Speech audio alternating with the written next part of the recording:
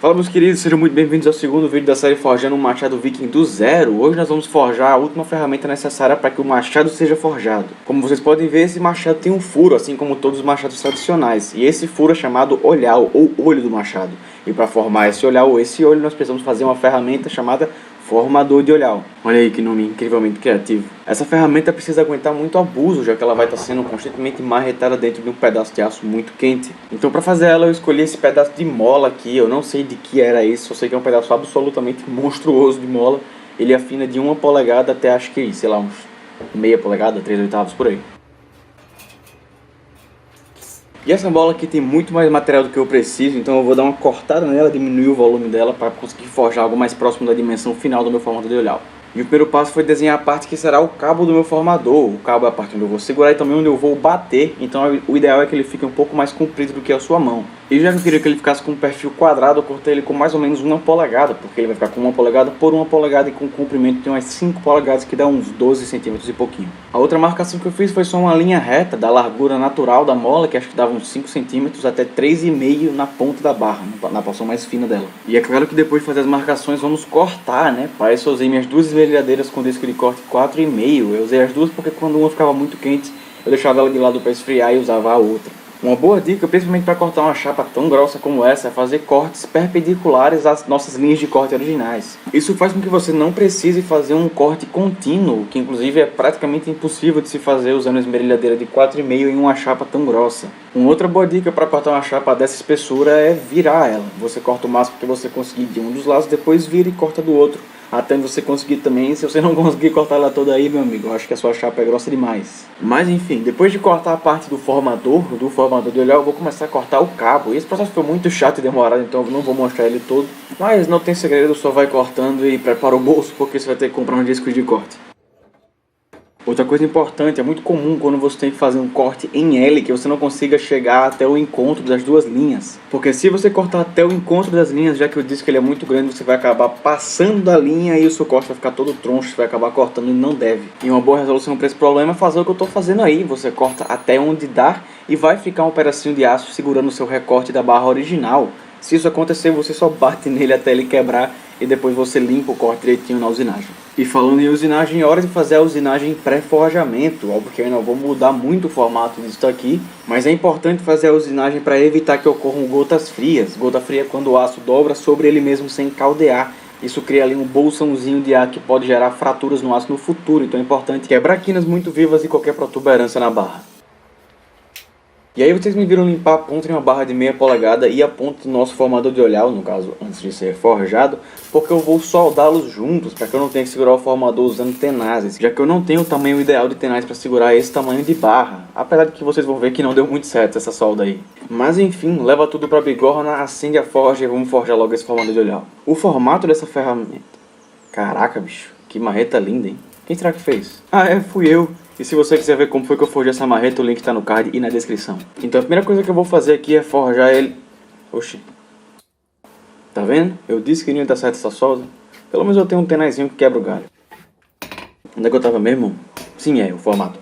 O formato do formador de olhau é essencialmente o negativo do formato do olhau do machado. Aqui no Brasil, nós estamos na América do Sul, e o modelo de machado sul-americano tem o formato de olhau bem gota de chuva mesmo. Ou seja, ele é bem redondo e largo na parte de trás da cabeça do machado e afina em direção à lâmina. Em contrapartida, os machados americanos, por exemplo, norte-americanos, eles têm um olhau bem estreitinho, igualzinho ao que vocês viram no começo desse vídeo. E eu gosto bastante dos dois formatos, acho que ambos têm seus pontos positivos e negativos. E pensando nisso, eu decidi fazer um formato de olhau intermediário, vamos dizer assim. Ele nem vai ser tão largo e tão grosseiro como os machados sul-americanos, nem vai ser tão estreito e delicado como os machados norte-americanos. Eu vou fazer um intermediário. E é pensando nisso que eu derrubo o meu martelo e depois, ao voltar ao forjamento, arremesso um pedaço de açuquete em direção ao meu braço. E é também pensando nisso que eu não vou mudar a espessura da barra no dorso do meu formador. Eu quero que a parte de trás do olhau do machado fique um pouquinho mais larga, mais largo do que machados americanos. Por isso só estou forjando no meu formador de olhau como se fosse um bisel de lâmina. Isso vai me dar o formato mais ou menos de uma gota de chuva, só que um pouco mais reta, um pouco mais blocuda e com um afinamento menos agressivo. E é exatamente isso que eu quero. Lembrando que sempre que você for forjar um bisel, é normal que a sua barra vá dobrar, vai envergar no sentido contrário. Pausa porque meu toco está queimando. Então você vai ter que corrigir essa curvatura várias vezes durante o forjamento, senão a sua barra vai ficar parecendo uma banana. Também é importante lembrar, pessoal, que você precisa forjar esse afinamento, esse bisel no seu formador dos dois lados. Se você forjar só de um lado, ele vai ficar assimétrico. E se lembre que qualquer imperfeição no seu formador vai passar por olhar do seu machado. Então se o seu formador estiver torto, o seu machado vai ficar torto. E por fim, com o forjamento grosseiro já finalizado, é hora de alinhar o nosso formador. É importante que ele esteja muito reto e bem alinhado, porque já que ele foi forjado até muito próximo do seu formato final, não vai dar para corrigir alguma envergadura que ele tiver no desbaste. Então dá umas porradas, vê se ele está bem alinhado, se não tiver, dá mais umas porradas até ele ficar bem alinhadinho. E é bom que isso aqui pode ser feito a temperaturas mais baixas, tá pessoal? E com o formador bem alinhadinho, eu vou prender ele na minha amostra de ferreiro e deixar ele resfriar. Amostra de ferreiro essa que eu mostrei aqui no canal, e o link para esse vídeo vai estar no card na descrição. E depois de resfriado foi assim que o nosso formador de olhar ficou. A parte mais larga do nosso formador ficou com 5 cm, enquanto a parte mais estreita ficou com um pouco menos de 4, eu diria que uns 39 mm. A ferramenta ficou com 39 cm de ponta a ponta, sendo 24 da porção do formador de fato e 15 só de cabo. A espessura da porção mais grossa do formador ficou com mais ou menos 1 polegada, um pouco menos talvez, 24 mm, e a parte mais fina com aproximadamente 15. Já a parte frontal do formador ficou com 18 mm na parte mais grossa e mais ou menos 10 mm na porção fina. Eu acho que são boas dimensões para ir para o desbaste. Mas antes de ir para o desbaste, olha que massa essa bigorna que foi dada pelo meu amigo Flávio do FS Quitalaria. O Instagram dele vai estar aí na tela, e se vocês querem ver um vídeo meu restaurando essa bigorna e fazendo uma base para ela, comentem embaixo. Agora, como sempre, antes de levar nosso formador para a lixadeira, eu vou limpar a carepa dele usando escova de aço na esmerilhadeira. Isso me ajuda a economizar lixa. E agora sim, vamos começar a usinagem de fato. Eu vou usar uma lixa 50 na minha lixadeira, você pode usar até uma mais grossa, uma 36 por exemplo. Eu estou usando uma lixa já bem velha e bem gasta, já está bastante comida e não está cortando lá tão bem.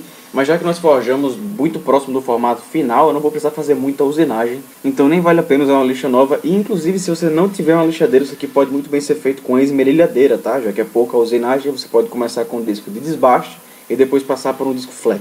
A usinagem dessa ferramenta é bem simples, é basicamente só limpar e refinar tudo que nós fizemos durante o forjamento. Então eu começo alinhando tudo para garantir que o meu formador está reto, tanto a parte da frente quanto a parte de trás. E depois passo para a usinagem dos biséis, já que eu já forjei eles, eu tenho pouquíssimo material para retirar. Depois disso eu arredondei o cabo para que ficasse mais confortável de se utilizar o formador. E eu ia começar a arredondar o perfil da ferramenta até que isso aí aconteceu.